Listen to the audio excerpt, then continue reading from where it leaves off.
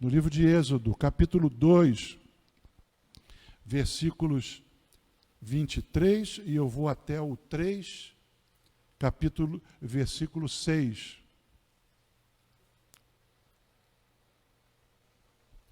Êxodo, capítulo 2, pode abrir a sua Bíblia, o seu celular, o seu tablet. Você que está nos assistindo pelo Facebook, faça a mesma coisa pelo YouTube, a mesma coisa em sua casa. Abra a sua Bíblia. Eu quero trazer uma mensagem bíblica. A importância é essa, porque a fé vem pelo ouvir e o ouvir da palavra de Deus. Êxodo 2, 23. Decorridos muitos dias, morreu o rei do Egito. Os filhos de Israel gemiam sob a servidão e por causa dela clamaram. E o seu clamor subiu a Deus. Ouvindo Deus o seu gemido, lembrou-se da sua aliança com Abraão, com Isaque e com Jacó. E viu Deus os filhos de Israel e atentou para a sua condição. Vou continuar no capítulo 3, versículo 1 a 6. Apacentava Moisés o rebanho de Jetro, seu sogro, sacerdote de Midian, e levando o rebanho para o lado ocidental do deserto, chegou ao monte de Deus, a Horebe. Apareceu-lhe o anjo do Senhor numa chama de fogo, no meio de uma sarça. Moisés olhou, e eis que a sarça ardia no fogo, e a sarça não se consumia. Então disse consigo mesmo: irei lá e verei essa grande maravilha. Por que a sarça não se queima? Vendo o Senhor que ele se voltava para ver, Deus, do meio da sarça, o chamou e disse: Moisés, Moisés. Ele respondeu: eis-me aqui. Deus continuou: não te chegues para cá. Tira as sandálias dos pés, porque o lugar em que estás é terra santa. Disse mais: eu sou o Deus de teu pai, o Deus de Abraão, o Deus de Isaque e o Deus de Jacó. Até aí, irmãos, que Deus abençoe a leitura da sua palavra aos nossos corações. Irmãos, desse texto, a gente pode concluir tanta coisa desse texto, mas eu queria tirar 3 conclusões nessa manhã, para nós meditarmos sobre Moisés. Moisés e as lições de Deus para nós na vida de Moisés. Primeira lição, e depois eu vou procurar colocar essa mensagem gravada no nosso WhatsApp, para você poder ouvi-lo outra vez, se você não tiver tempo de copiar. Você de casa pode copiar. Se você trouxe a caneta e o papel, ou no seu tablet, hoje em dia tem o tablet, né? Primeira conclusão importante desse texto que nós lemos: Deus sempre age em resposta às orações do seu povo. Deus sempre age em resposta às orações do seu povo. Aí está a importância da oração. O Deus Todo-Poderoso, Criador dos céus e da terra, parece, irmãos, a Bíblia parece nos dizer que Ele limita, Ele próprio se autolimita a atender às nossas orações. Não é extraordinário isso? Deus nos criou tudo isso. Tudo que nós vemos e que nós não vemos. Outro dia eu estava vendo um vídeo em que mostra a quantidade de galáxias que tem no universo. Os irmãos já viram um vídeo desse? É impressionante a quantidade de galáxias. Deus criou tudo isso. Esse Deus Todo-Poderoso parece que limita-se às orações que nós fazemos a Ele. E mais ainda, Ele diz a Amós, a seguinte frase, presta atenção à frase que ele diz a Amós: certamente o Senhor Deus não fará coisa alguma sem primeiro revelar o seu segredo aos seus servos, os profetas. Não é fantástico a operação de Deus? Que coisa impressionante. Ele limita a sua atuação às orações, mas antes que ele faça alguma coisa, ele procura um profeta. Você vai dizer, mas quem é profeta? Irmãos, quem é profeta é quem ouve Deus. Quem ouve Deus. Você pode ser profeta de Deus, eu também. À medida que a gente entenda que a nossa oração é uma rua de mão dupla, em que você fala com Deus, Deus ouve, e você espera Deus falar com você. Nunca a oração termina com aquilo que eu falo.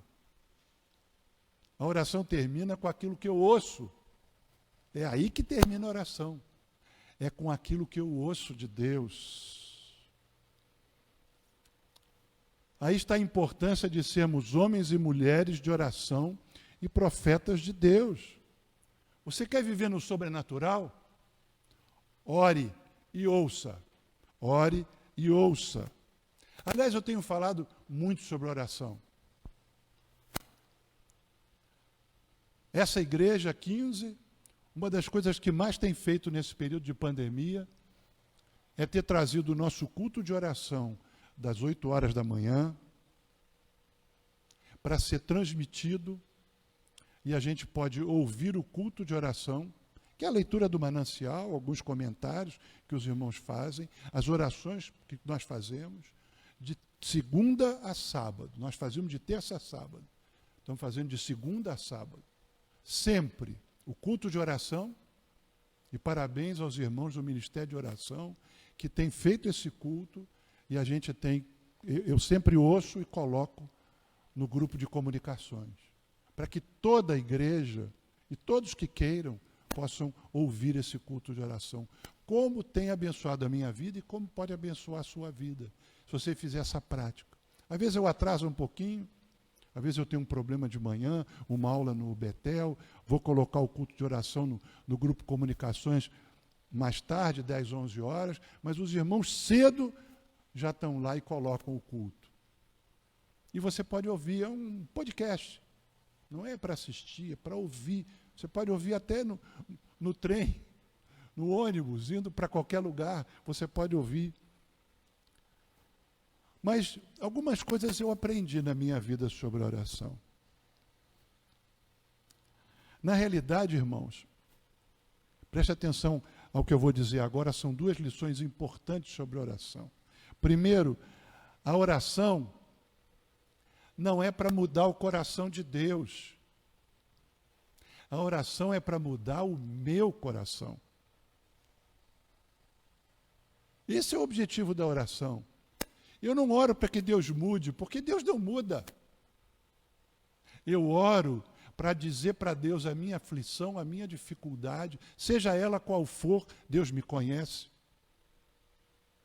E me quedo em silêncio, deixando Deus mudar o meu coração, mover o meu coração, dizer aquilo que Ele quer para mim. A oração não muda o coração de Deus. A oração muda o meu coração. A oração faz Deus agir, mas não muda o propósito de Deus. A oração muda a mim. Eu sou transformado pela oração. Segundo, e aí eu vou usar o texto que está aqui diante de nós. Veja o versículo 24, como é que ele começa.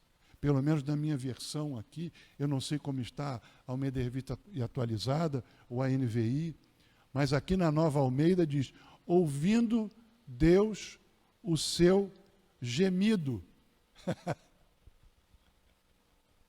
Ouvindo Deus o seu gemido. Deus ouviu o que eles falavam?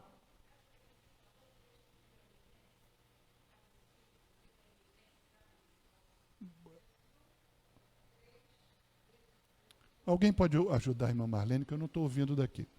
Então, ouvindo Deus o seu gemido. Isso. O que Deus ouviu? O que eles falavam? Algumas pessoas dizem, Deus não te ouviu porque você não pediu direito.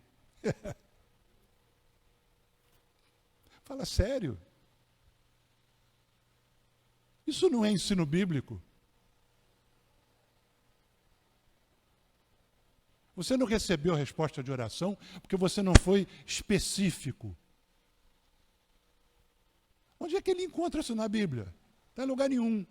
Pelo contrário, ouvindo Deus... a Bíblia não diz que Deus ouviu o que eles clamaram. Deus ouviu o gemido. Deus ouviu o gemido. A oração não precisa ser perfeita, meticulosa, específica. Deus ouve o nosso coração.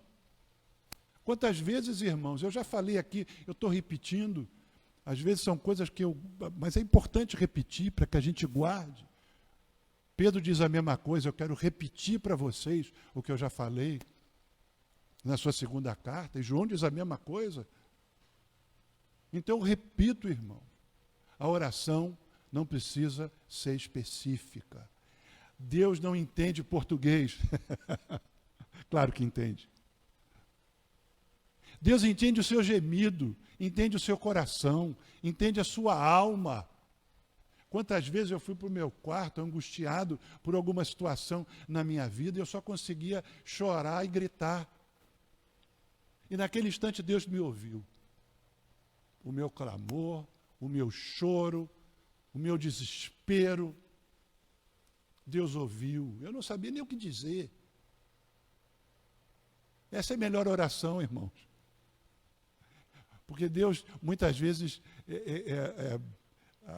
Paulo fala isso aos romanos, ele diz que nós não sabemos orar como convém, mas o Espírito Santo intercede por nós com gemidos inexprimíveis. É isso que Deus ouve. São gemidos inexprimíveis do Espírito Santo. Agora eu vou dizer para você, então basta gemir. Não. Claro que a gente ora, a gente coloca as ideias em ordem, conversa com Deus. A oração é uma conversa. Então a gente vai para Deus e diz o que está acontecendo, não entendi isso. Deus, o que você fez? Eu já orei assim, irmão. Deus, por que você fez isso? Eu não estou entendendo por que você fez isso. Por que você tinha que fazer isso e não aquilo? Já conversei com Deus, sério. E Deus respondeu. E Deus foi ao meu coração e mais adiante. Não me disse por que tinha feito, mas eu entendi que aquilo era a mão de Deus. Isso fez toda a diferença na minha vida. Ouvindo Deus o seu gemido. Êxodo 2:24. Não se esqueça disso. Ouvindo Deus o seu gemido. Segunda conclusão que eu posso tirar desse texto que nós lemos. Antes que possamos sequer orar, Deus já está agindo. Se você voltar para o texto, você vai ver que morreu o rei do Egito, os filhos de Israel gemiam sob a servidão e clamaram, e o clamor subiu a Deus.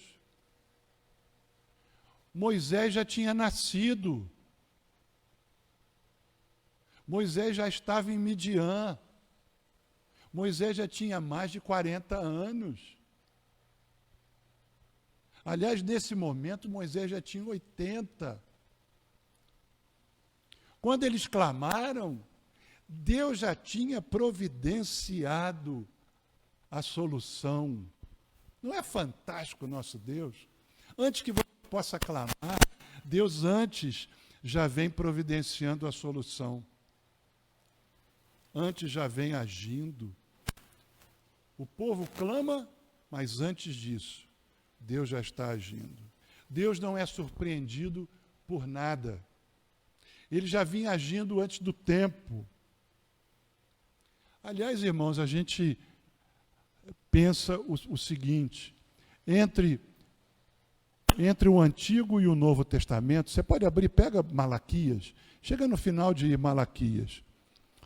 Terminou o Antigo Testamento, não é isso? Terminou. Abra a sua Bíblia, você que está em casa, faça a mesma coisa. Abra Malaquias. Aí você vai pular uma página, não sei como está na sua Bíblia. Aí tem Novo Testamento. E aí começa Mateus. Entre Malaquias e Mateus tem 400 anos. Sabia disso? 400 anos. Nesses 400 anos, há um silêncio de Deus. Não tem profeta, ninguém fala nada. Deus não fala nada. 400 anos. E aí aparece João Batista. 400 anos. Você vai dizer, ué, Deus estava parado? Não, irmãos. A gente aprende uma frase que eu já aprendi, que eu gravei, que diz assim, quando Deus está em silêncio, é porque Ele está trabalhando. Já ouviram essa frase? Guarde essa frase. Quando Deus está em silêncio, é que Ele está trabalhando. Eu não ouço nada de Deus, Deus está agindo. Presta atenção. Ele não está parado. 400 anos de silêncio profético, Deus não diz nada, mas Ele estava preparando o mundo para a vinda do seu Filho, que é o plano eterno de Deus e a vinda do seu Filho Jesus Cristo para morrer pelo meu pecado e pelo seu pecado. Estava trabalhando tudo. Ele estava trabalhando aquele povo todo 400 anos. Deus parado? Nosso Deus, quando Ele está em silêncio, é quando Ele está trabalhando. Intenso preparo. Deus está em silêncio em sua vida? Será? Deus está agindo. Confie nele. Quando nós começamos a orar, Deus já providenciou a solução lá atrás. Lá atrás Deus já providenciou toda a solução. Eu posso dizer que quando começou a pandemia, que a todos nós pegou de surpresa, algumas providências que eu já vinha tomando, porque Deus estava me dizendo para fazer, antes de tudo. A gente só consegue hoje ter esse culto pelo Facebook, pelo YouTube, porque antes da pandemia, Deus já tinha falado comigo e eu já estava começando a providenciar todo o necessário para a gente poder transmitir o culto. Deus fez isso. Não fui eu, Deus fez isso. Depois eu olhei, puxa vida. Quase que eu virei para Deus. Você já sabia, né? Já foi providenciando. Claro que a gente não sabe, porque talvez se a gente soubesse o futuro, a gente teria muita dificuldade na vida. É melhor não saber, né, irmã Eutália? Melhor não saber o futuro e deixar nas mãos de Deus. Deus é quem sabe o que vai acontecer na nossa vida. A terceira lição, irmãos, desse texto, deixa eu lembrar as duas primeiras. A primeira é, Deus sempre age em resposta às orações do seu povo. A segunda é, muito antes de você começar a orar, Deus já está providenciando a solução. Que tremendo o nosso Deus, né? Que tremendo. Você pode dizer glória a Deus mesmo de máscara? Não é verdade? Glória a Deus. Terceira lição desse texto. Deus usa pessoas comuns. Vocês já ouviram essa frase? Deus não chama os capacitados, mas capacita os chamados. É verdade, é isso mesmo. Essa frase é muito bíblica. Deus usa pessoas comuns, mas Ele capacita as pessoas que Ele vai usar. E eu queria falar de comuns e capacitar. Eu quero usar essas duas lições para a nossa vida. Veja Moisés. Veja Moisés, nós estamos vendo Moisés, lições da vida de Moisés. Moisés era um homicida e tinha matado um homem, um refugiado, exilado no deserto. Durante 40 anos ele foi pastor das ovelhas do seu sogro. Ele cuidava das ovelhas do seu sogro. Moisés era um zero à esquerda. Ninguém contava mais com Moisés. Podia ter sido príncipe no Egito, mas perdeu essa condição. E a Bíblia nos mostra muitas pessoas assim. Gideão, se você lembrar a história de Gideão, Gideão era o filho caçula de uma família desajustada. Deus vai encontrar-se com Gideão e chamá-lo de homem muito valente, e por meio de Gideão, capacita Gideão, e Gideão se torna um grande líder do seu povo. Neemias. Quem foi Neemias? Hoje em dia a gente lê o livro de Neemias. Quem foi Neemias? Neemias era copeiro do palácio do rei. Nada de mais importante. Não tinha influência maior. Só isso. Esse homem foi usado por Deus poderosamente. Davi, se você pensar no início da vida de Davi, Samuel vai à casa do pai de Davi, Jessé, e diz: chama os teus filhos para almoçar. E Jessé chama os seus filhos. E Deus já tinha dito para Samuel: um deles será o próximo rei de Israel.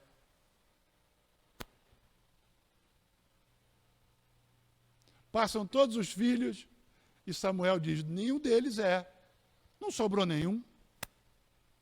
E parece que Jessé lembra: ah, tem um menino mais novinho que está cuidando, está cuidando das ovelhas. Pode chamar ele, porque enquanto ele não vier, a gente não tem. Davi não era contado pelo seu pai. Amós se tornou um profeta fantástico de Deus, era plantador de sicômoro. Ou seja, pessoas comuns, como eu, como você. E aí eu vou para o Novo Testamento e penso no ministério do Filho de Deus, nosso Senhor Jesus Cristo. Eu, quando estive em Israel, e foi interessante porque nós fomos visitar onde seria Nazaré, e viemos de ônibus, passamos por frente de Tiberíades e fomos até Cafarnaum, mais para o norte, na beira do Mar da Galileia. E eu fiquei olhando, são coisas que vão no coração. Tiberíades hoje é o que era no passado. Uma cidade importantíssima, centro de cultura, de estudo judaico, centro de estudo da lei. Se você quisesse procurar pessoas doutas, pessoas capazes, com grande cultura, conhecimento da Escritura, Tiberíades. Jesus não para em Tiberíades. Ele não procura os professores e doutores da lei. Ele vai procurar os seus discípulos entre os pescadores de Cafarnaum. E quando você vai para Cafarnaum e vê descobertas arqueológicas em Cafarnaum, Cafarnaum é uma aldeia pequenininha, aldeia de pescadores. Uma sala dava para um quarto, que dava para outra sala, que dava para outro quarto, que dava para outra sala, que dava para outro quarto. Vocês conhecem casa assim? Pois é, lá era assim. Era assim que era. Se você dissesse que era uma comunidade, era. Jesus vai buscar, com pessoas comuns, os seus 12 apóstolos. Não os grandes sabichões, conhecedores de tudo. Esses estão contra ele. Mas ele vai buscar pessoas comuns. Ele escolheu 12 homens comuns, homens que não eram nada notáveis. E eu posso dizer mais, irmãos, homens que lutavam contra o pecado. Cada um deles. Tomé não creu. Pedro negou. Tiago e João queriam ser os primeiros. Gente como a gente. Todas as nossas dificuldades com os nossos sonhos, com as nossas ansiedades, preocupações. Mas ele escolhe essas pessoas porque eram disponíveis para ouvir o chamado de Jesus. Quando Jesus disse, sigam-me, eles não pararam, não hesitaram, apesar de estarem ocupados com outras coisas. A única coisa que eu vejo de importante nesses 12 homens é que eles estavam dispostos a seguir a Jesus. Pessoas comuns, como eu e você, como você e eu. Eu quero voltar para Moisés e dizer que Deus preparou Moisés com toda a ciência e sabedoria dos egípcios, toda a arte militar. Um dos historiadores diz que Moisés chegou a ser general e comandar um exército no sul do Egito. Moisés foi preparado para ser faraó.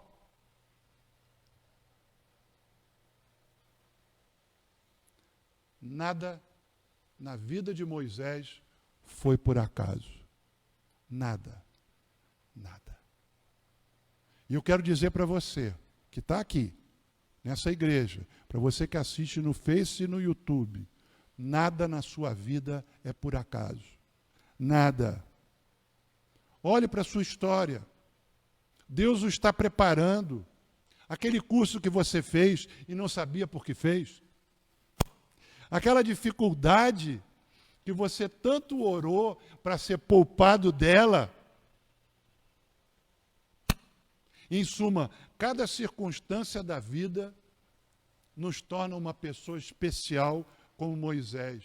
Comum e especial para Deus.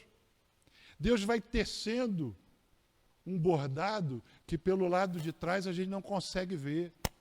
Mas a gente consegue ver por cima, à medida que o bordado vai ficando pronto, da sua vida. Uma vida harmoniosa, porque Deus veio agindo e tratando. Então aquela frase que é muito dita, Deus não chama os capacitados, mas capacita os chamados, é a grande realidade.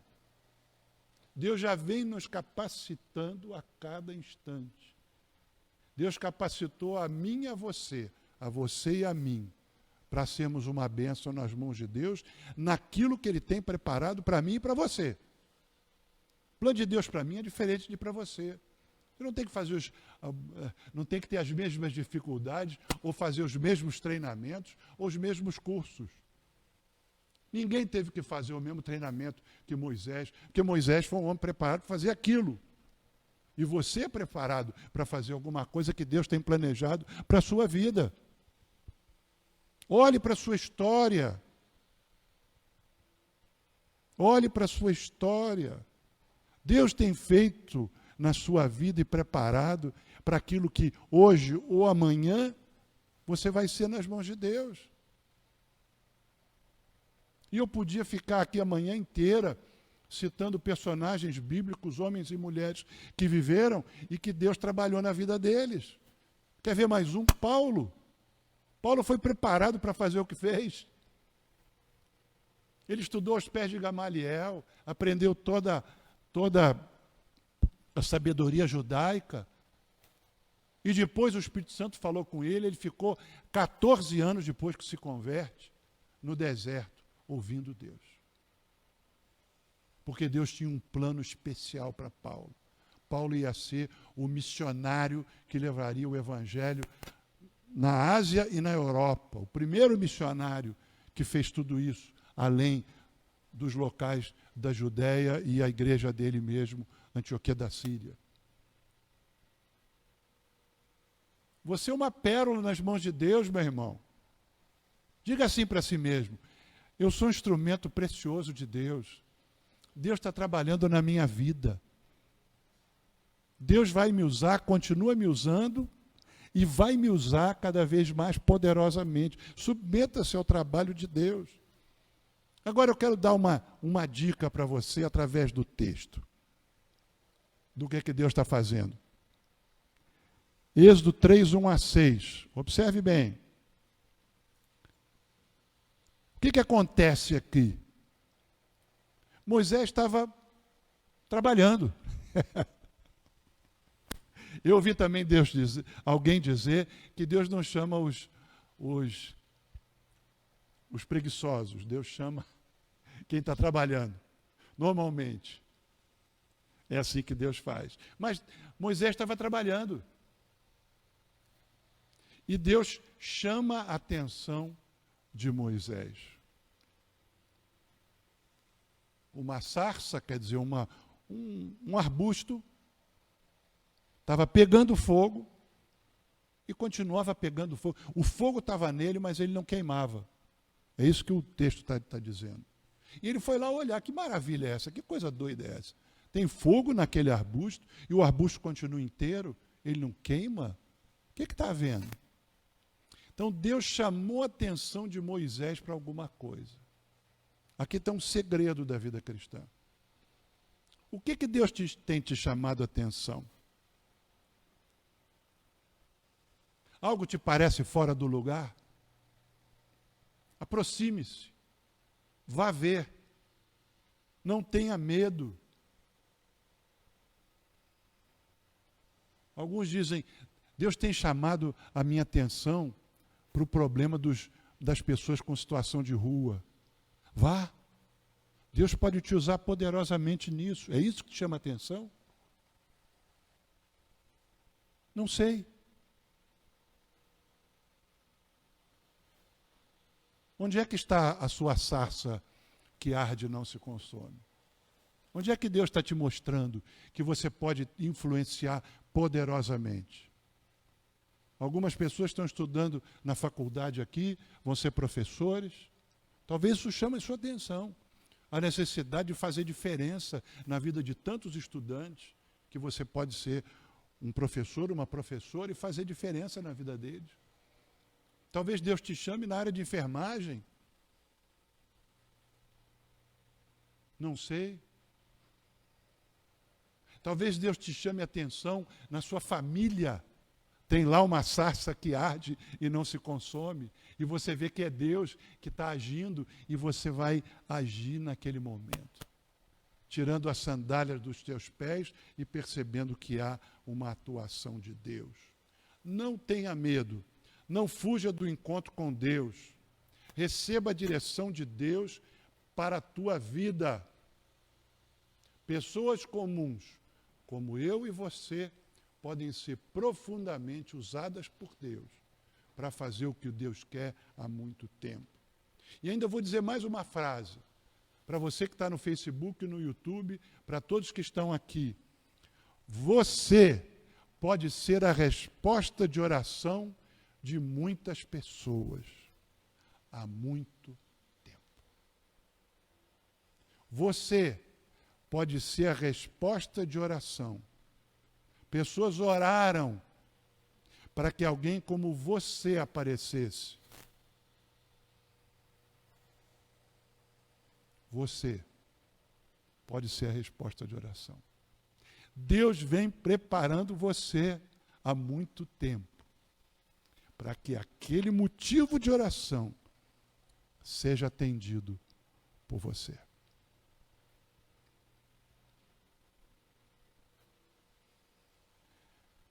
Deus está chamando hoje pessoas comuns para serem instrumentos poderosos nas mãos de Deus. Há pessoas clamando e Deus já tem preparado você. Você ouvirá hoje o chamado de Deus? Você estará disponível? Se essa mensagem falou ao teu coração, aqui na igreja, ou no Facebook, ou no YouTube, eu queria que você colocasse a sua mão no coração e dissesse, eis-me aqui, Senhor. Eis-me aqui, Senhor. Estou disponível. Eis-me aqui, Senhor. Eu quero ser resposta de oração. Me ajuda, Senhor, para que realmente eu perceba a tua vontade e eu possa fazer aquilo que tu tens me preparado há tanto tempo, há muitos anos. Tu vens me preparando para esse dia e para essa hora. Me ajuda, Senhor, a ser corajoso. Me ajuda, Senhor, a ser fiel. Me ajuda, Senhor, a ouvir a tua voz e a não recuar. A fazer aquilo que tu estás me mostrando que eu preciso fazer. Porque eu sou resposta de oração. Obrigado, Senhor. Em nome de Jesus. Amém e amém.